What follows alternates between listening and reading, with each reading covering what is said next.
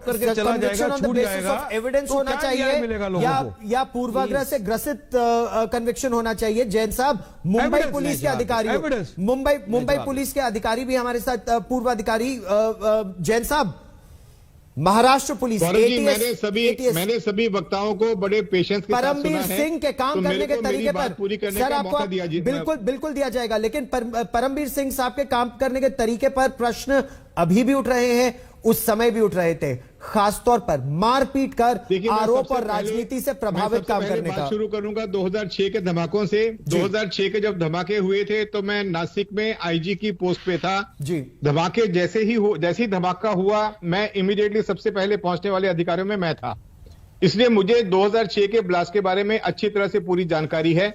उसमें जो आरोपी पकड़े गए थे उनको बहुत जांच पड़ताल करके बार बार उसको कंफर्म करने के बाद उन लोगों को अरेस्ट किया गया था। लेकिन बाद में जब 2008 के ब्लास्ट हुए उसके बाद में 2006 का पूरा नैरेटिव चेंज कर दिया गया और जो लोकल और पाकिस्तान से आए हुए जो ऑपरेटिव थी और जो लोकल उसके अंदर लोग शामिल थे उनको निकाल के 2008 वाले जो आरोपी बनाए गए थे उन्हीं आरोपियों को 2006 में बुक कर दिया गया। पूरे केस का सत्यानाश कर दिया गया और यह सिर्फ पॉलिटिकल इंटरफेरेंस की वजह से हुआ। मुझे अभी भी याद है कि हमारे गृह मंत्री थे मिस्टर आर पाटिल, अनफॉर्चुनेटली वो आज नहीं है इस दुनिया में। उन्होंने मेरे प्रेस कॉन्फ्रेंस लेने से पहले बार बार ये कहा कि तुम इसको पोस्टपोन करो और अभी इसको वहां पे माहौल खराब हो जाएगा और अलग अलग तरह की बातें थी। तो बहुत पॉलिटिकल प्रेशर था कि जो आरोपी हैं उनको ना पकड़ा जाए और वो उनकी जो अरेस्ट है वो और थोड़ा डिले कर दिया जाए।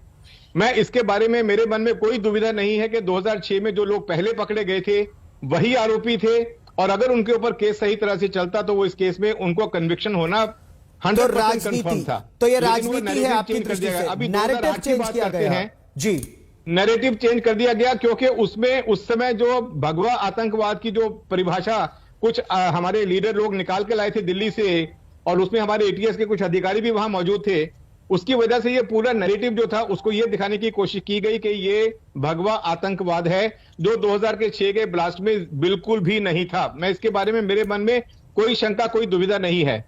2008 का जो ब्लास्ट हुआ जी, उस इन्वेस्टिगेशन के बारे में सिर्फ हमने सुना है, अधिकारियों से जो चर्चा हुई उसके बारे में जाना गया तो उनका कहना था कि इसके अंदर कुछ हिंदू इंडिविजुअल्स इन्वॉल्व हैं।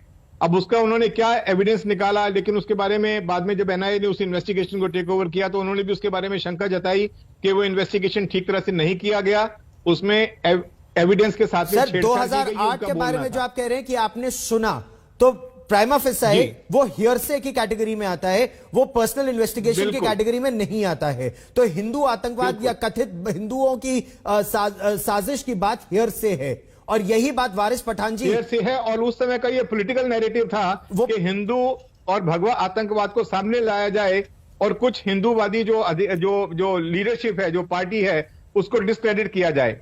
ये एक बहुत ही क्लियर नैरेटिव बनाया गया था और उसके अंदर आज भी उसके जो कुछ मंत्री और एक्स मिनिस्टर जो हैं वो हाजिर, वो जिंदा हैं।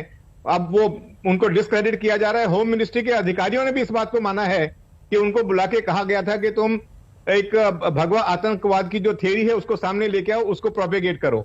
तो ये बड़ा पॉलिटिकल नैरेटिव था, पॉलिटिकल नैरेटिव क्रिएट किया जा रहा था। वारिस पठान जी,